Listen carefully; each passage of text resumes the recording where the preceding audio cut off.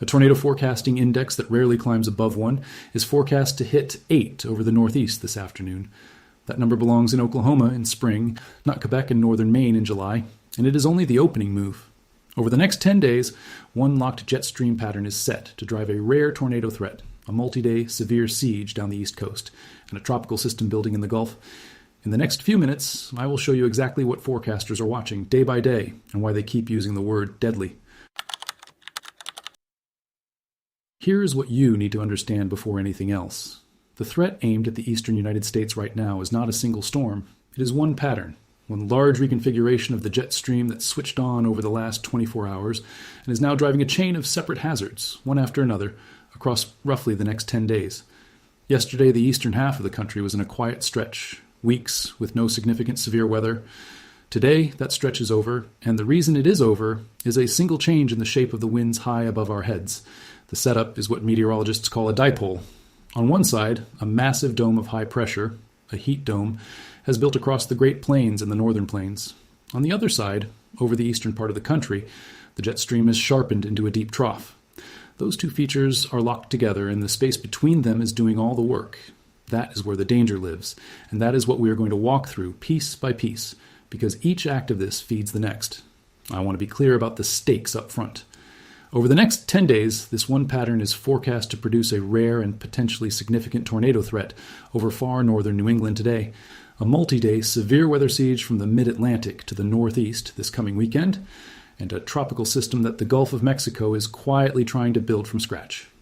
Record heat in the west and major flooding are riding along with all of it, 4 different families of hazard from one jet stream configuration in the same week.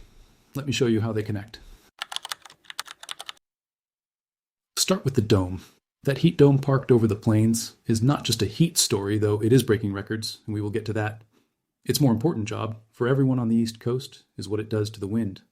On the eastern flank of a strong ridge of high pressure, the winds high in the atmosphere turn sharply out of the northwest and accelerate. Forecasters described it as a high-speed conveyor belt, and that phrase is worth holding on to because it explains everything that follows. That northwest flow is the engine of this entire 10-day sequence. It is what drives cold, storm-generating disturbances down out of Canada and into the warm, humid, unstable air sitting over the northeast. It is what will steer this weekend's clusters of storms southeast toward the Interstate 95 corridor, and it is the same broad pattern whose trailing edge sags a stalling front down into the Gulf, where it gives a tropical system a chance to spin up. One conveyor belt, 3 different disasters depending on where you stand. The dome is forecast to begin sliding east today, parking a lid of high pressure aloft from roughly Montana east to Michigan. As it moves, it drags that northwest flow regime with it, and it hands the first disturbance directly to New England. A parent storm system that had been tracking across Saskatchewan and Manitoba, producing tornadoes over the last couple of days, is now diving its energy southeast. That energy is what arrives over the northeast today. This is the part that has forecasters genuinely concerned, because it is happening somewhere it is not supposed to happen. A strong disturbance in the jet stream is sweeping across the northeast today, and it is bringing wind shear that forecasters kept describing as unusually strong for that part of the country, on the order of 50-plus knots of deep layer shear. Shear is the change in wind speed and direction as you go up through the atmosphere, and it is the ingredient that lets a thunderstorm start to rotate and become a supercell. You expect this much shear in the plains in the spring. You do not expect it over Maine in the middle of July. The setup favors discrete, rotating supercells across far northern New England, Maine, Vermont, New Hampshire, and upstate New York, and across southern Quebec and Ontario, near Montreal, Ottawa, and Drummondville. And the hazards these storms can produce read like a plains outbreak, not a New England summer afternoon. We are talking about large hail up to baseball size, roughly 2 3/4 inches across. We are talking about destructive straight-line winds with gusts that could exceed 75 to 80 miles per hour. That is hurricane force coming out of a thunderstorm. And we are talking about the risk of a few strong tornadoes, rated EF2 or higher. There is a reason the atmosphere can do this today. As that front arrives, it drags cold air in at high altitude while the surface stays warm and humid. That difference, cold on top, warm underneath, steepens what forecasters call the lapse rate, and it makes the air violently unstable. One forecaster called it rocket fuel. When you overlay rocket fuel instability on 50 knots of shear, you get exactly the kind of environment that produces significant, long-lived rotating storms. In northern New England, in July. To understand why that is so unusual, think about how thunderstorms normally behave in the northeast in summer. Most of them are what forecasters call pulse storms. They pop up in the heat of the afternoon, drop some rain and maybe some small hail, and collapse within an hour because there's not enough shear to organize them. They are messy and short-lived. What today has, that a normal northeast summer day does not, is the organizing wind field. 50 knots of deep layer shear tilts a storm so that its rising air and its falling rain are separated, which lets the updraft survive for hours instead of minutes. A storm that survives for hours is a storm that can grow a rotating core, produce giant hail, and drop a tornado. That is the difference between a passing summer boomer and what forecasters are worried about this afternoon. This is not completely without precedent for the region. In late July of 2021, a very similar northwest flow setup drove a line of storms across Pennsylvania that produced EF2 and even EF3 tornado damage. The same basic ingredients, a ridge to the west and fast northwest winds aloft steering organized storms into the northeast. So the pattern that is dangerous today is a known one. It is just rare enough that when the numbers line up the way they have today, forecasters take it very seriously. Let me give you the single number that made forecasters stop and look twice. There's a tool called the Significant Tornado Parameter, or STP. It is a composite index. It blends together the instability in the atmosphere, the deep layer shear, the low-level spin available to a storm, and how low the cloud bases are. It was built to flag the environments capable of producing significant tornadoes, the EF2 or stronger kind. A value of 1 is meaningful. A value of 1 means you should be paying attention. Forecast model guidance showed the significant tornado parameter reaching as high as 8 near Quebec around 5 o'clock this afternoon. 8. That is an exceptional value anywhere. It would be a headline number in classic tornado country in Oklahoma or Kansas. At the latitude of Quebec and far northern Maine, it is close to unheard of. That single number is why this is not being treated as an ordinary summer thunderstorm day, and it is why the Storm Prediction Center drew the outlook that it did. That outlook placed an enhanced risk, level 3 out of 5, across the threat area, with slight and marginal risk zones surrounding it. Break that down into the specific odds, and it gets sharper. There is a 15% tornado probability with a hatched zone, and that hatching is the key detail. It means the potential for significant EF2 plus tornadoes. There's a 30% damaging wind probability, also hatched, for gusts of 75 to 80 miles per hour and higher. And there is a 15% hail probability, hatched for hail larger than 2 inches. Hatched, hatched, hatched.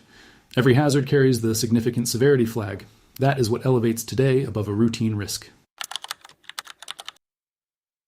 Here is how forecasters expect it to unfold, because the timing matters if you are anywhere in the path.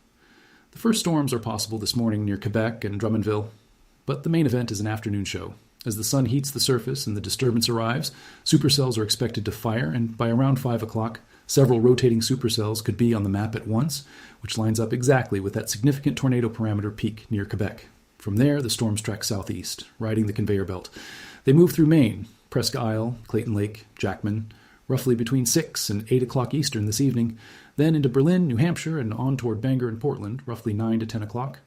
Overnight, as the daytime heating that was feeding them fades, they should begin to weaken as they approach Nashua and Boston. So the window of greatest danger for the significant rotating storms is this afternoon and this evening across the far north. If you are in northern New England, this is a today problem, not a tomorrow problem, and it is worth knowing your plan before the afternoon. And here is the thing to keep in mind as those storms wind down tonight. This is only Act 1. The same conveyor belt that is firing supercells over Maine today does not switch off. It reloads, because behind this first disturbance, the pattern is setting up to do it again, this time farther south and for days. By the end of this week, that northwest flow conveyor turns its attention to the mid-Atlantic and the northeast, and it does not let go for the better part of 4 days. This is the second act, and it is a siege, not a single strike. It runs from Friday, July 17th into Monday, July 20th, and it walks down the East Coast 1 day at a time. Friday is the Mid-Atlantic's turn. The Storm Prediction Center had drawn a severe risk covering Washington, D.C., Baltimore, Philadelphia, Raleigh, and Virginia Beach. Ahead of it, the air is being loaded like a spring. Heat indices near 100 from D.C. to Philadelphia, and highs of 100 to 105 across central North Carolina in the days before. That warm, humid air is the fuel. When the northwest flow disturbances dive southeast into it, they organize into what meteorologists call mesoscale convective systems, large, long-lived complexes of storms. And the primary threat from them is straight-line damaging wind. I will note that forecasters had already trimmed part of Friday's risk and said it could be reintroduced, which is honest uncertainty this far out, but the ingredients are there. Put a number on Friday's exposure, and it lands hard. Roughly 29 million people live inside that mid-Atlantic risk area, and Friday is only the first day of the siege. On Saturday, the European model favored a significant severe event shifting into the Midwest, Minneapolis, Iowa, and Wisconsin, with every hazard on the table, but wind again the main concern. On Sunday, a low-pressure system settling over the Great Lakes is expected to drive another round through the Ohio Valley, the Great Lakes, and back toward the East Coast. And this time tornadoes are on the table again. Sunday also opens a southern front. A slight risk was drawn for eastern Georgia and the Carolinas, roughly 13.7 million people, including Charleston and Columbia, with gusts over 60 miles per hour possible. And that threat is expected to slide into northern Florida by Monday. Then Monday brings yet another round, possible up and down the east coast from Alabama all the way into New England. Add it up. Northern New England today, the Mid-Atlantic Friday, the Midwest Saturday, the Ohio Valley and Great Lakes and Southeast Sunday, the whole East Coast Monday.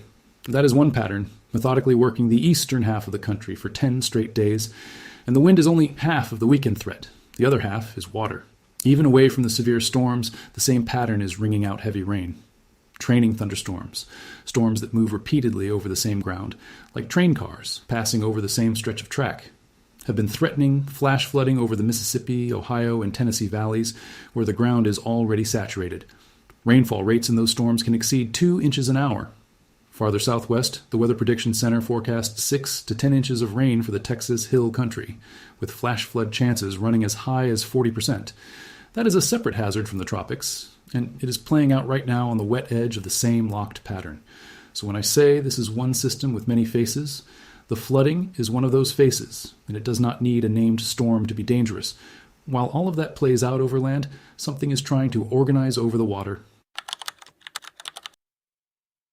This is where the pattern shows its real ambition.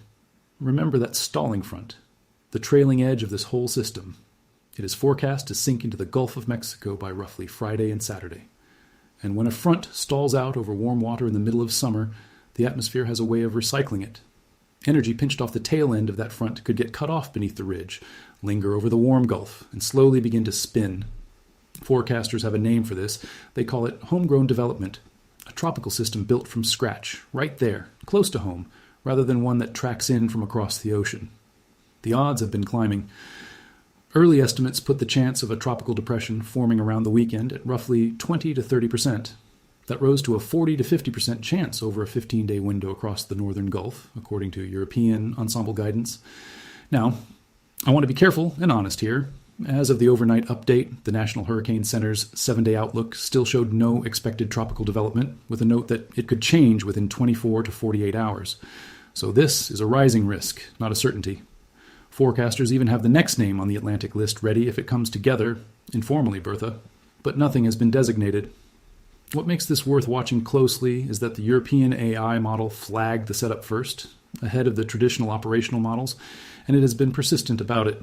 It shows a weak low forming over the northeast Gulf and slowly deepening from around 1,010 millibars down toward the mid-1000s, and in one scenario down near 996 millibars off the Florida Panhandle about 8 days out, becoming a landfalling tropical storm around the middle of next week and then meandering. That meandering is the flood signal. A slow system over warm water dumps enormous rain. But not every model agrees, and that disagreement is itself the story. Look at the ensembles, and you can see the uncertainty laid out plainly. Both the European AI ensemble and the 51-member European ensemble show a signal that is growing but spread out. Some members recurve the system into the Carolinas and Georgia. Some park it, meandering along the Gulf Coast. Some race it up the eastern seaboard. A minority of members reach tropical storm or even hurricane-strength pressures, but most keep it at depression to low-end tropical storm strength. When forecasters see that kind of spread, it is not the models failing. It is the models honestly telling you that the outcome genuinely has not been decided yet, because the atmosphere itself has not decided. Small differences now, in exactly how that pinched-off energy behaves, lead to very different endings a week from now. I do want to flag one thing carefully because it is the kind of detail that gets ripped out of context online. One low-probability model run took the Gulf system inland along a path that resembled a recent devastating storm. That is worth mentioning only with the probability attached, and the probability is low. A single deterministic model run is not a forecast, and treating one alarming solution as if it were the answer is exactly the kind of overreach that leads people astray. The responsible way to read this is the ensemble way. Rising odds, widespread, real, but uncertain. Here's the fork that decides how this ends, and it is genuinely undecided as of today. Several forecasters describe the same mechanism, that trough of northern stream energy diving down over the eastern United States this weekend, the same trough driving the northeast severe threat, could sweep south far enough to, in their words, scoop up the developing Gulf system. If it does, it combines with that low, and it gives whatever is there a boost in intensity. Meteorologists call this baroclinic enhancement, and it is why some model runs strengthen the system as it moves north over or near land, instead of weakening it the way you would normally expect. So the two halves of this story are not separate after all.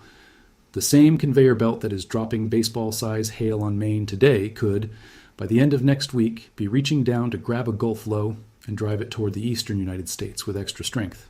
That is one plausible path. The other path is that the energy never consolidates over the water. The GFS AI model showed exactly that. Energy hanging over the southeast that might not become a Gulf system at all. In that scenario, the tropical threat collapses, and what is left is a pure flooding event. Either way, the water is coming. Regardless of whether anything gets named, there is significant flooding potential from New Orleans east to Tampa, with Florida flagged as potentially the hardest hit. The 10-day rainfall outlook shows above normal totals across the northern Gulf and much of the eastern United States. So the honest read is this. The tropical piece is a coin flip, but the rain is not. Watch the National Hurricane Center's next few outlooks. If they issue an area of interest, the odds have tipped. Step back and look at the western half of this dipole, because it is not a side story. It is the power source. That dome of high pressure over the Intermountain West and the northern plains has been running historically hot. We are talking about highs of 100 to 110 degrees, locally higher, with all-time records challenged. Salt Lake City pushed near its all-time high of about 107 degrees. Billings, Montana approached 108. At the peak, around this past weekend, some areas were running as much as 25 degrees above normal. Take a second to appreciate how extreme those western numbers are, because they tell you how strong the engine is. When a city like Salt Lake City challenges its all-time high, not its record for the date, but the hottest temperature ever measured there in any month of any year, that is not a routine hot spell. It takes a genuinely powerful, deeply built ridge to push temperatures 25 degrees above normal across that much territory at once. And the strength of that ridge is directly proportional to the speed of the conveyor belt on its eastern side. A stronger dome means faster northwest winds aloft, which means more shear and better organization for the storms downstream. So the same record heat that is dangerous in its own right in the west is, at the same time, the reason the severe threat in the east is as sharp as it is. They are not two stories, they are one number, read from two ends. Here is why that matters for someone standing in Philadelphia or Portland, Maine. That western dome is the western anchor of the entire pattern. Its eastern flank is the northwest flow conveyor belt. The same high pressure that is baking Salt Lake City is the reason the winds are aligned to fire supercells over Maine and drive storm complexes into the mid-Atlantic. You cannot separate them. The heat in the west and the severe weather in the east are two faces of one wave. This is the through line for the whole 10 days. One jet stream configuration, many hazards, and the dome is what holds it all in place long enough to matter.